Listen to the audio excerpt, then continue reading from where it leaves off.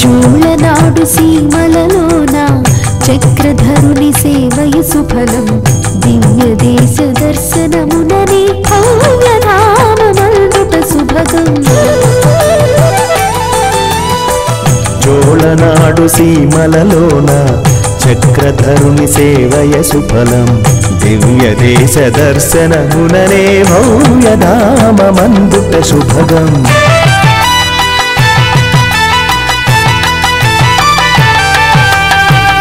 ఆళ్వారుల ఆరాధనలే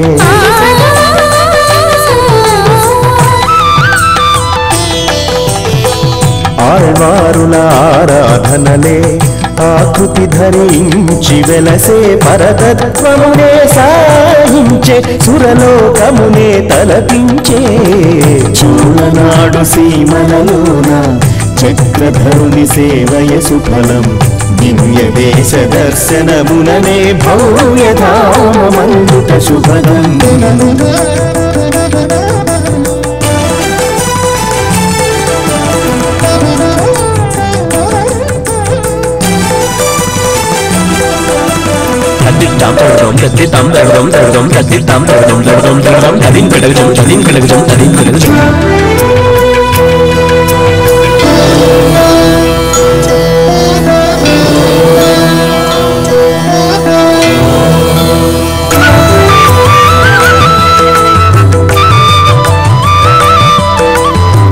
శ్రీరంగని గాథల మధురం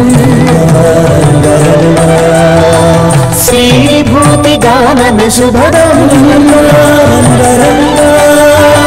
శ్రీరంగని గాథల మధురం శ్రీవిభూతి గానన శుభదం అప్రాకృతాక్షర రూపం అనంతుని లీలా విభవం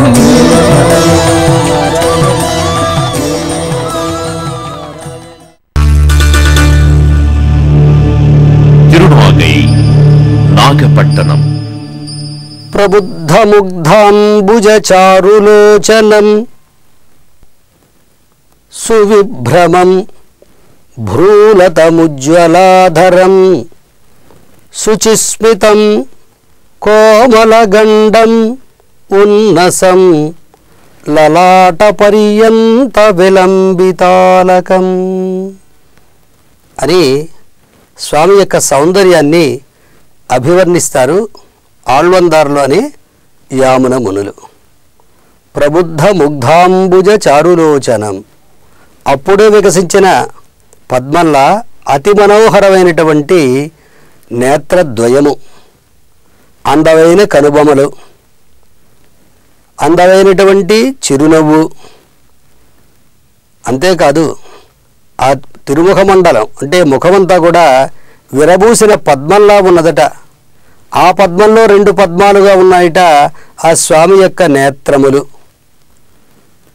అంతటి సౌందర్యమూర్తి ఈ తిరునాగై అనేటువంటి క్షేత్రంలో ఉండే స్వామి.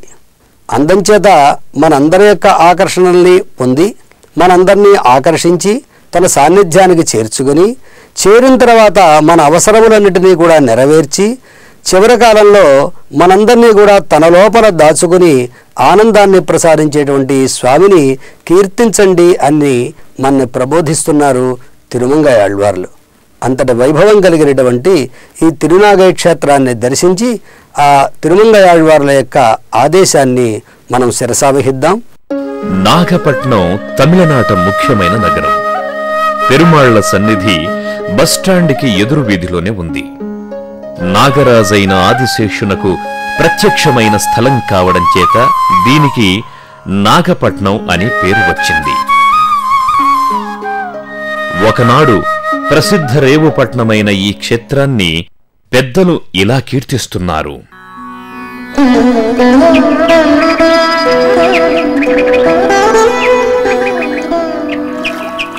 सौंदर्यराज भगवान् तिरुनागपुर्यां साराभिधान सरसीतटशोभितायां सौन्दर्यपूर्वलतिका महिषीपमेत सौन्दर्यनाम वरमन्दिरमध्यवासः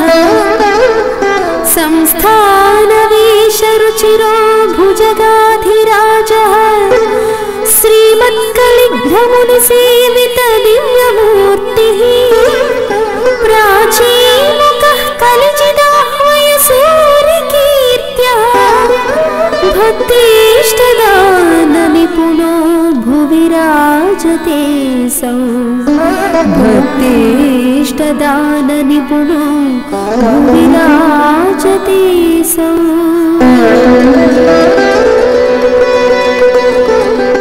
ఇక్కడ పెరుమాళ్ల పేరు సౌందర్యరాజన్, అమ్మవారు సౌందర్యవల్లి. సౌందర్య విమానంలో తూర్పు ముఖంగా నిలుచొని భక్తులకు దర్శనం అనుగ్రహిస్తారు.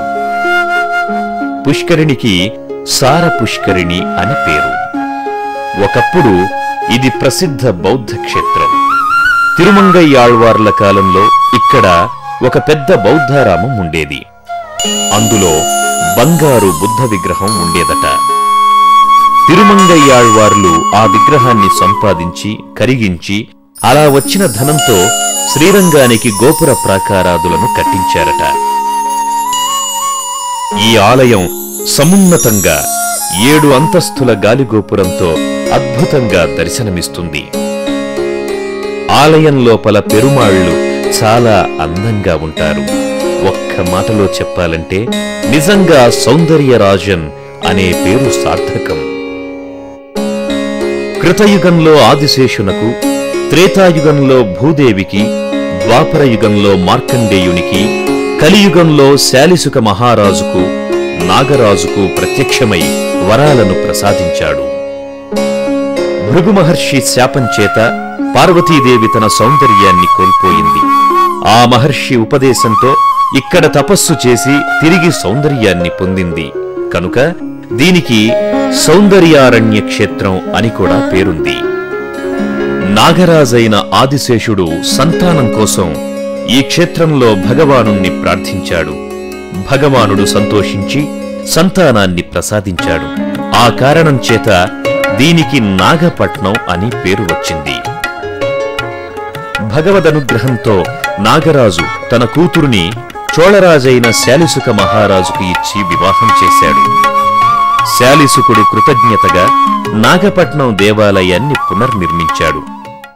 ఇక్కడ స్వామి 3 రూపాలలో దర్శనమిస్తారు. శ్రీరంగనాథుని రూపంలో శయనించి, గోవిందరాజస్వామిగా కూర్చొని, శౌరిరాజ పెరుమాళ్లుగా నిలుచొని దర్శనమిస్తారు. దానికి ఒక కథ ఉన్నది. ఒకప్పుడు ఈ చోళరాజు తన భార్యను చూడడానికి నాగపట్నం వస్తూ దారి తప్పాడు. అతని మీద ఉండే అనుగ్రహంతో స్వామి తాను కూర్చున్న చోటు నుంచి లేచి నుంచొని దారి చూపిస్తారు. పడుకొని కూర్చొని ఉండేదానికన్నా నిలుచుని అందరికీ దారి చూపిస్తే బావుంటుంది కదా అని నిలుచున్నాడు స్వామి. అందుకే శయనించిన, కూర్చున్న, నిలుచున్న మూర్తులుగా దర్శనమిస్తారు. విశేష ఆరాధనాదులు అన్నీ నిలుచున్న మూర్తికే జరుగుతాయి. ఉత్తానపాదుడికి 2 భార్యలు, సురుచి, సునీతి. సురుచి కుమారుడు ధ్రువుడు, సునీతి కుమారుడు ఉత్తముడు. ఒకనాడు ఉత్తముడు తండ్రి తొడ మీద కూర్చొని ఉంటాడు. ధ్రువుడు కూడా తండ్రి తొడ మీద కూర్చోబోతాడు. ఇంతలో పినతల్లి సునీతి వచ్చి ధ్రువుణ్ణి యువతలకు లాగి, నీకు అంత అదృష్టం ఉంటే నా కడుపునే పుట్టేవాడివి అని ఈసడిస్తుంది. ఆ అవమానం భరించలేక ధ్రువుడు అరణ్యాలకు వెళ్లి శ్రీమన్నారాయణుని ప్రార్థిస్తూ తపస్సు చేయడం ప్రారంభించాడు. అప్పటికి ధ్రువుడికి 5 సంవత్సరాలు. శ్రీమన్నారాయణుడు ఆ బాలుడి తపస్సుకు మెచ్చి గరుడ వాహనారూఢుడై ప్రత్యక్షమైనాడు. అలా ప్రత్యక్షమైన స్థలం ఈ నాగపట్నం. ఇక్కడ అష్టభుజాలతో నరసింహస్వామి కనిపిస్తారు. స్వామివారి వక్షస్థలంలో అమ్మవారు చాలా అందంగా దర్శనమిస్తారు. ఈ ప్రాంతం డచ్చివారి ఆధీనంలో ఉండే కాలంలో, అంటే 1650వ ప్రాంతంలో నాగమల్లు జగన్నాథ నాయకర్ అనే నాయకరాజు పాలించేవాడు. ఆయన గొప్ప వైష్ణవ భక్తుడు. నాగపట్నం రేవుపట్నం. వచ్చేపోయే ఓడలకి ఇది రేవుపట్నం అని తెలిసేందుకు పెద్ద దీపం ఒకటి వెలుగుతూ కనిపించాలి. అంటే ఈనాటి లైట్ హౌస్లా అన్నమాట. ఈ మిషతో జగన్నాథ నాయకర్ ఈ ఆలయానికి పెద్ద గోపురం కట్టించాడు. అంతేకాదు, మంటపాలను కూడా నిర్మించాడు. తిరుమంగయ్యాళ్వార్ ఈ శౌరిరాజ పెరుమాళ్లను దర్శించి వారి అనుగ్రహాన్ని పొంది 10 పాటలలో స్వామివారిని కీర్తిస్తారు. అష్టదిక్కులు, సప్త సముద్రములు, సప్తలోకములు మృంగి తన కడుపులో దాచుకుని చిన్న మర్రియాకు మీద పవళించిన నా స్వామి సౌందర్యము ఎంత ఆశ్చర్యకరమైనది అంటూ పాడిన ఈ పాసురం వినండి. பெண்டிலையம் விரநீர் கடலம் ஏழலகம் உடனே விழுங்கி மண்டி ஓராளிடப்பள்ளி வெள்ளம் ஆயர்கள் மாயமறிய மாட்டேன் கொண்டல் நன்மால் வரையேயுமொப்பர் கொங்கலர் தாமர கண்ணம் வாயும் அண்டச்சமரர் பணிய நின்றார் அச்சோ ஒருவருடையவா.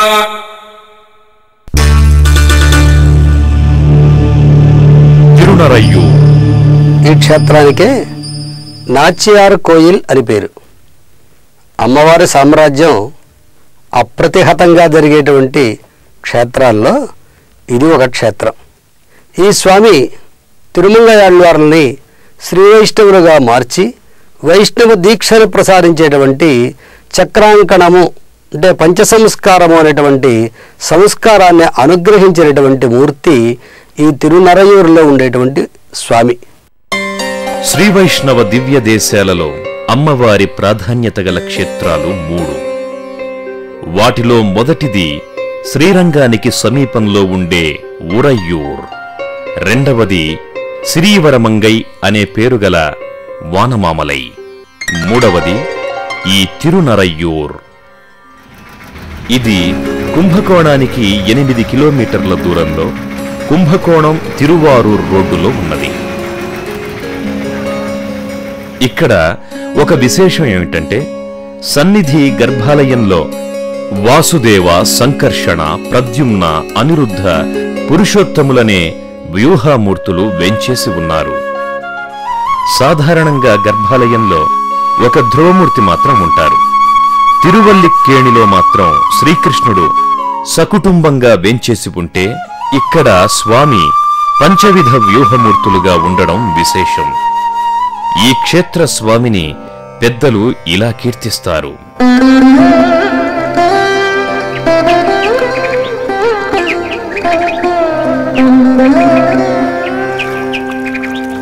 నరయూర్ పరిపూర్ణ నామకే మణిముక్తాఖ్యతరంగిణీ తటే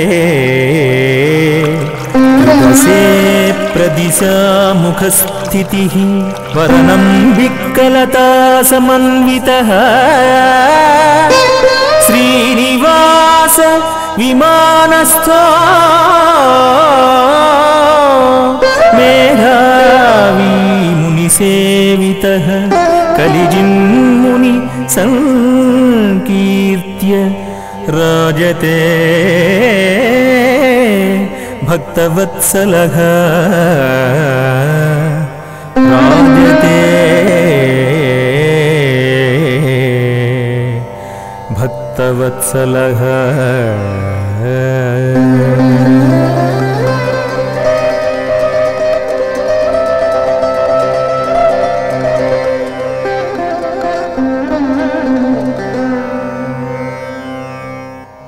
మణిముక్తా నదీ తీరంలో వెంచేసి ఉండే ఈ క్షేత్ర స్వామికి నంబి అని పేరు. నంబి అంటే పరిపూర్ణుడు అని అర్థం. అమ్మవారికి నంబిగై నాచ్యార్ అని పేరు, పరిపూర్ణవల్లి అని అర్థం. ఈమెకే వంజులవల్లి అని కూడా పేరు. శ్రీనివాస విమానంలో తూర్పుముఖంగా నిలుచొని దర్శనాన్ని అనుగ్రహిస్తున్నాడు స్వామి. మేధావి మహర్షిని అనుగ్రహించిన ఈ స్వామిని తిరుమంగయ్యాళ్వార్లు ప్రస్తుతించి ప్రత్యక్షం చేసుకున్నారు. ఈ క్షేత్ర వైభవాన్ని భవిష్యోత్తర పురాణం ఇలా చెబుతోంది. ఒకప్పుడు క్షీరసాగరంలో లక్ష్మీనారాయణుల మధ్య ప్రణయ కలహం వచ్చింది. నారాయణుడు యోగనిద్రకు ఉపక్రమిస్తే లక్ష్మీదేవి పాలసముద్రాన్ని విడిచి భూలోకానికి ప్రయాణమయ్యింది. ఆమెతో పాటు సావిత్రి, సరస్వతి కూడా బయలుదేరారు. వారు తిన్నగా భూలోకానికి వచ్చి సుగంధవన క్షేత్రంలో తిరుగుతున్నారు. ఆ సుగంధవనంలో మేధావి అనే ఋషి తపస్సు చేసుకుంటున్నాడు. మహాలక్ష్మిని కుమార్తెగాను శ్రీమన్నారాయణుణ్ణి అల్లుడిగాను పొందాలని ఆయన కోరిక. ఆ కోరిక తీరడం కోసం కఠినమైన తపస్సు చేస్తున్నాడు. ఇలా ఉండగా ఒకనాడు మేధావి ఋషి అక్కడుండే మణిముక్త నది అనే సరస్సులో స్నానం చేసి తపస్సు చేసుకోవడానికి బయలుదేరాడు. ఇంతలో అతనికి ఒక పెద్ద తేజస్సు కన్నులు కప్పేసింది. అది చాలా పవిత్రంగా తోచింది. కనులు విప్పి చూచేటప్పటికీ ఒక చిన్న బాలిక సంపంగి చెట్టు కింద నిలుచుని ఉండడం కనిపించింది. మహర్షి ఆమె దగ్గరకు వెళ్లి, అమ్మా, నువ్వెవరు? నీ పేరేమిటి? నీ తల్లిదండ్రులెవరు? ఎక్కడ నుండి వస్తున్నావు అని ప్రశ్నించాడు. ఆమె మునిమాటలు విని, మహనీయ, నేను ఈ లోకంలో ఒంటరిదానిని, నాకంటూ ఎవ్వరూ లేరు, నన్ను నీ కుమార్తెగా పెంచుకోరాదా అనడిగింది. మేధావి ఇది భగవంతుడు తనకు ప్రసాదించిన వరంగా భావించి ఆ బాలికను ఆశ్రమానికి తెచ్చి అల్లారు ముద్దుగా పెంచసాగాడు. వంజుళ వృక్షం కింద లభించిన కారణాన ఆమెకు వంజుళవల్లి అని పేరు పెట్టాడు. ఇలా ఉండగా పరమపదంలో నారాయణుడు యోగనిద్రను చాలించి లేచాడు. ఇంతలో దేవతలందరూ భగవానుణ్ణి దర్శించి తమ శక్తులన్నీ పోయాయని, తాము చాలా బాధలు పడుతున్నామని చెప్పారు. నారాయణుడు వారిని ఓదార్చి, దీనికంతటికీ కారణం లక్ష్మీదేవి క్షీరసాగరాన్ని విడిచి వెళ్లడమేనని, తాను ఆమెను తిరిగి తీసుకుని వస్తానని చెప్పి వారిని ఓదార్చి పంపాడు.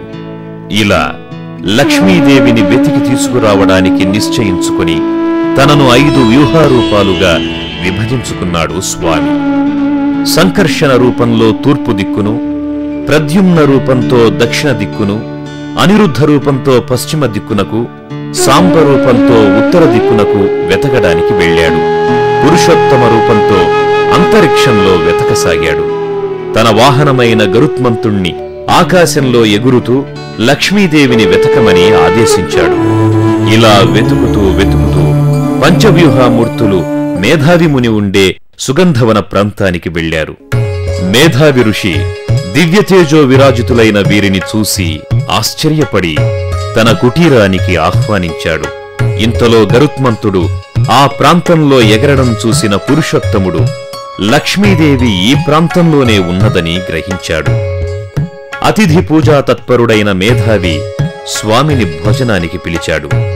వంజులవల్లి చేతులు కడుక్కోవడానికి నీళ్లు తీసుకుని వచ్చింది. స్వామి ఆమె లక్ష్మీదేవి అని గ్రహించి ఆమె చేతులు పట్టుకున్నాడు. ఆమె భయంతో కేకవేస్తూ తండ్రిని పిలిచింది. మేధావి పరుగు పరుగున వచ్చాడు. అతిథిగా వచ్చినవాడు తన కుమార్తె చేయిని పట్టుకోవడాన్ని సహించలేకపోయాడు. వెంటనే తన కమండలంలోని నీళ్లు తీసుకుని స్వామిని శపించబోయాడు. ఇక లాభం లేదనుకుని స్వామి తన దివ్యమంగళ విగ్రహంతో సాక్షాత్కరించాడు. మేధావి పరమానందంతో తన కుమార్తెను పురుషోత్తమునకిచ్చి వివాహం చేశాడు. ఇలా లక్ష్మీదేవి తన కుమార్తెగా పెరగడం, నారాయణుడు తనకు అల్లుడవడం ఆయనకు చాలా ఆనందాన్ని కలిగించింది. ఆ ఆనందం చిరకాలం అలానే ఉండాలని, ఆ రూపాన్ని దర్శించి భక్తులు ఆనందించాలని తలచి కళ్యాణమూర్తులుగా భక్తులకు దర్శనం అనుగ్రహించవలసిందిగా భగవానుణ్ణి కోరతాడు మేధావిముని. అంతేకాకుండా ఇక్కడ అంతా అమ్మవారి ఆజ్ఞ ప్రకారమే జరగాలని, ఆమె ప్రభుత్వమే నడవాలని కోరతాడు. భగవానుడు కూడా భక్తవాత్సల్యంతో వరాలని ప్రసాదించి నేటికి కళ్యాణమూర్తిగా దర్శనాన్ని అనుగ్రహిస్తున్నాడు. కనుకనే ఇక్కడ స్వామివారు అమ్మవారు 2 చేతులతో కళ్యాణమూర్తులుగా కనిపిస్తారు. ఇంతలో సరస్వతి సావిత్రి సత్యలోకానికి వెళ్లి జరిగిన విషయాన్ని చెబుతారు. బ్రహ్మ సుగంధవనానికి వచ్చి స్వామిని కీర్తిస్తాడు.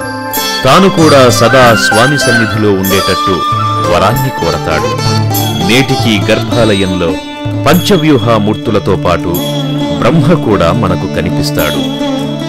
అమ్మవారిని వెతకడానికి సహకరించిన గరుత్మంతుడు ఇక్కడ ప్రత్యేక పూజలందుకుంటున్నాడు. ధనుర్మాసంలో వైకుంఠ ద్వాదశి నాడు తిరిగి కుంభమాసంలో జరిగే బ్రహ్మోత్సవంలో 5వ రోజున స్వామివారు ఈ గరుడ వాహనంపై ఊరేగుతారు. ఊరేగడంలో కూడా ఒక ప్రత్యేకత ఉంది. ఒక ఆశ్చర్యకరమైన విషయం ఏమిటంటే, ఈ గరుడ వాహనాన్ని గర్భాలయం నుంచి నలుగురు మండపానికి తీసుకుని వస్తారు. పెరుమాళ్లు దీనిపై వేంచేసిన తరువాత క్రమంగా 8 మంది, 16, 32 అలా అలా పెరుగుతూ చివరికి 64 మంది మోస్తారు. అంటే ముందు నలుగురికి కదిలిన వాహనం చివరకు 64 మందికి గాని కదలదన్నమాట. ఇలా పెరుమాళ్లు కల్గరుడాళ్వార్లపై ఊరేగుతుంటే ముందుగా అమ్మవారు వెండి హంస వాహనంపై ఊరేగుతారు. అన్ని దివ్యదేశాలలోనూ పరమపద వాకిలి ఉత్తరాన ఉంటే ఇక్కడ మాత్రం దక్షిణాన ఉండడం విశేషం. అంతేకాదు, ఇక్కడ అమ్మవారికి ప్రత్యేక ఆలయమేమీ లేదు. తిరుమంగయ్యాళ్వార్లకు పెరుమాళ్లు ఇక్కడే పంచ సంస్కారాలను అనుగ్రహించారు. కనుకనే 2 చేతులతో శంఖచక్రాలను ధరించి కనిపిస్తారు. ఒకప్పుడు ఒక రాక్షసుడు స్వామివారి కిరీటాన్ని అపహరించాడట. గరుడాళ్వార్లు ఆ రాక్షసుణ్ణి సంహరించి కిరీటాన్ని తీసుకుని వస్తున్నారు. వాయువేగ మనోవేగాలను మించే ఆయన వేగానికి కిరీట శిఖరం ఊడి క్రింద ప్రవహించే నదిలో పడిపోయింది. కనుకనే దానికి మణిముక్తా నది అని పేరు వచ్చింది. నేటికి ఆ కిరీటం శిఖరం లేకుండానే కనిపిస్తుంది. ఇలా చెప్పుకుంటూ పోతే ఎన్నో విశేషాలు కనిపిస్తాయి. ఈ క్షేత్రాన్ని తిరుమంగయ్యాళ్వార్లు 10 దశకాలలోనే కాకుండా 10 విడిపాసురాలలో కూడా కీర్తించారు. వాటిలో ఒకదానిని విందామా? కోక చెట్లతో బహురమణీయమైన తిరునరయ్యూర్లో వేంచేసియున్న స్వామిని ఆశ్రయించవే ఓ మనసా అంటూ తన మనస్సును ప్రబోధిస్తున్న ఈ పాసురం వినండి. குலையார்ந்த பழுக்காயம் பசுங்காயம் பாடமுத்தும் தலையார்ந்த விளங்கமகின் தடஞ்சோல திருநரையூர் மலையார்ந்த கோலம் சேர் மணிமாட மிகமன்னி நிலையார நின்னாந்தன் நீழ்கடலே அடநெஞ்சே